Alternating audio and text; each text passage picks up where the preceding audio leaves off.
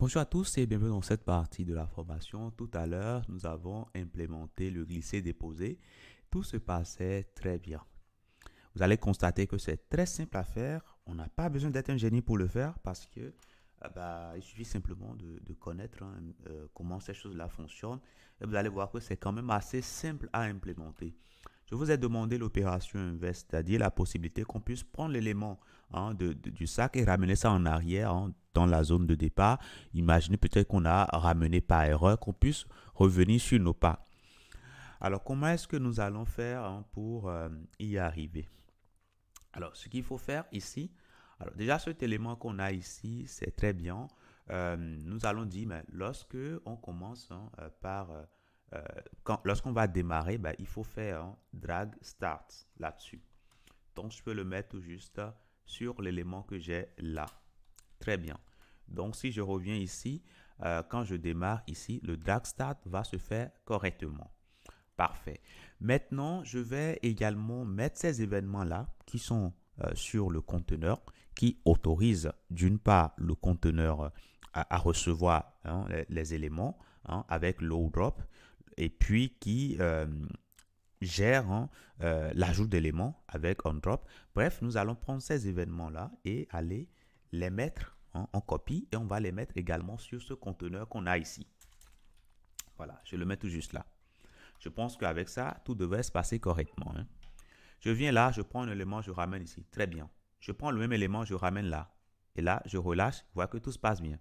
Je prends cet élément-là, je ramène là, ouais, tout se passe bien. OK? Donc là, c'est bon, je prends ça, je ramène ici, ça également, ça aussi. Là, vous voyez que tout se passe bien et on peut aller dans les deux sens, à gauche et à droite. Donc ça, je ramène ça là et tout se passe bien. Voilà. Donc voilà pour ce que je vous avais demandé de faire. Vous voyez quand même que c'est quand même assez simple. Vous voyez, finalement, on n'a pas beaucoup de choses à faire. Il suffisait simplement de mettre tout ceci, ce qu'on avait sur l'autre conteneur, de le remettre là. Et pour le seul élément qu'on a ici, mettre le onDragStat là-dessus. Du moment que le onDragStat est déjà sur ces éléments-là, si on les ramène ici, onDragStat est déjà là-dessus. Donc, on peut le ramener encore en arrière ici sans problème. Foundation, on ramène là. Et là, vous voyez que là, moi, je voulais mettre dans la boîte, mais c'est rentré directement dans l'élément. Donc, nous pouvons empêcher ce comportement-là lorsque on relâche l'élément. Lorsqu'on relâche l'élément dans la zone, on va vérifier est-ce qu'on est bien dans la zone avant de pouvoir faire le traitement correctement. OK? Donc, voilà. Donc, je peux alors revenir ici, au niveau de notre code là. Et puis, là, le on drop, c'est lorsqu'on a relâché l'élément. Moi, ce que je vais vérifier rapidement, c'est de regarder l'élément sur lequel on a relâché. Est-ce que c'est bien l'élément conteneur qui est censé récupérer tout simplement voilà, nos items. Donc, je vais rapidement faire ce if là avant de faire le reste de l'opération. Donc, après le prevent default que j'ai ici, je fais rapidement un test. Je regarde le event.target. Je vais prendre les classes que j'ai dessus, class list. Je vais voir si ça contient, alors contain, est-ce que ça contient par exemple items. Rappelez-vous que le conteneur, l'élément qui doit recevoir les autres, c'est bien items au pluriel et non item. OK? Donc lui va bien vérifier est-ce que nous avons bien items au pluriel comme ça dans les classes. C'est à cette seule condition qu'il pourra aller plus loin et tenter de faire quelque chose. Sinon, il ne fait rien. OK? Donc, je peux ramener ça tout juste ici. Voilà. Donc, en faisant les choses comme ça, le problème que j'ai rencontré tout à l'heure, je ne vais plus rencontrer ce problème-là. Alors, je prends ça, je ramène ici. Très bien. Maintenant, je prends ça, je ramène sur un autre élément ici. Vous voyez que ça ne passe pas. Ça ne passe pas. Voilà. Après, j'aurais pu aller encore plus loin pour dire, comme je suis sur l'élément ici et qui n'est pas l'élément qu'il me faut, je vais alors chercher son parent et le mettre dedans. Ça, c'est quelque chose que je peux faire. OK? Mais pour l'instant, l'erreur de problème de tout à l'heure est résolue. C'est résolu. Très bien. Donc, ça, c'est bien. Maintenant, comment je peux faire pour rechercher le parent? Donc, si on a relâché, ça dit qu'on est certain que on est quelque part ici, à l'intérieur. Maintenant, si ce n'est pas le conteneur, sur lequel on a relâché, c'est certainement un item. Donc, on peut rechercher le parent de l'item. Donc, ici, on peut faire un else if. Donc, au cas où on a relâché, mais on n'a pas relâché sur le conteneur, nous allons maintenant regarder maintenant. Mais est-ce que c'est peut-être sur un item qu'on a relâché? Hein, ça peut peut-être être le cas. Et qu'est-ce qu'il faudra faire en ce moment-là? Ben, nous allons tout simplement rechercher le parent direct de cet item-là. Nous, dans notre cas, on sait que c'est le parent direct, mais ça peut être aussi le parent de plusieurs générations, par exemple. Donc, du coup, on va simplement ici rechercher parent items. Et là, alors au lieu de balader tout le temps avec event target, pourquoi ne pas le stocker quelque part? C'est ce que je vais faire. Hein. Je vais mettre tout simplement target.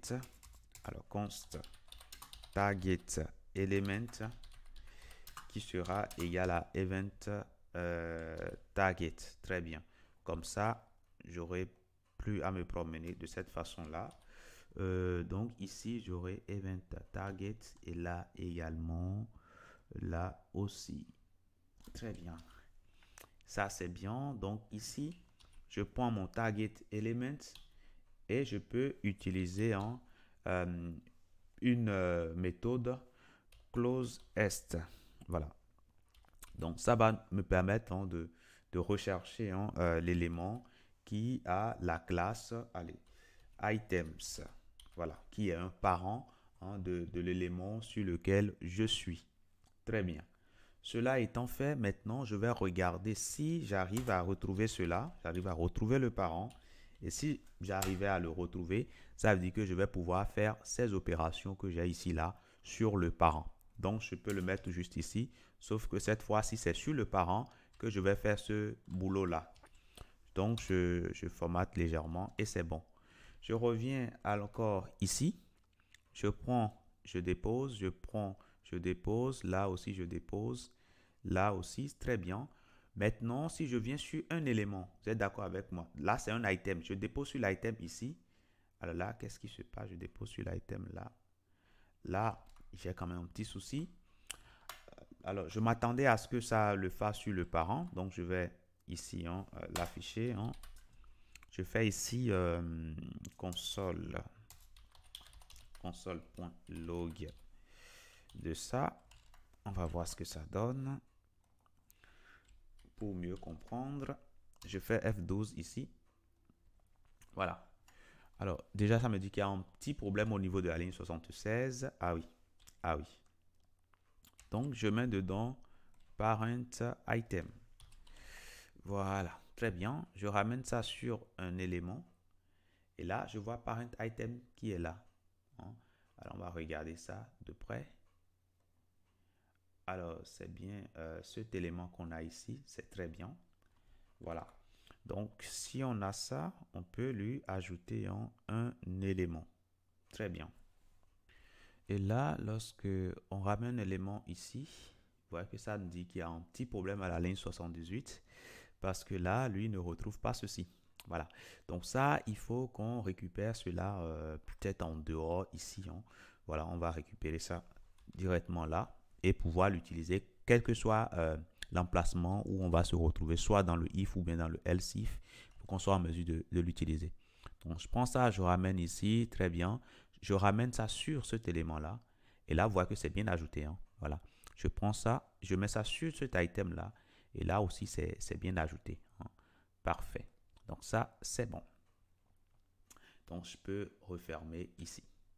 Et là, nous avons notre drag and drop qui fonctionne parfaitement. On ramène ce qu'on veut. On sort ce qu'on veut sans problème. Je vous dis merci et à tout de suite.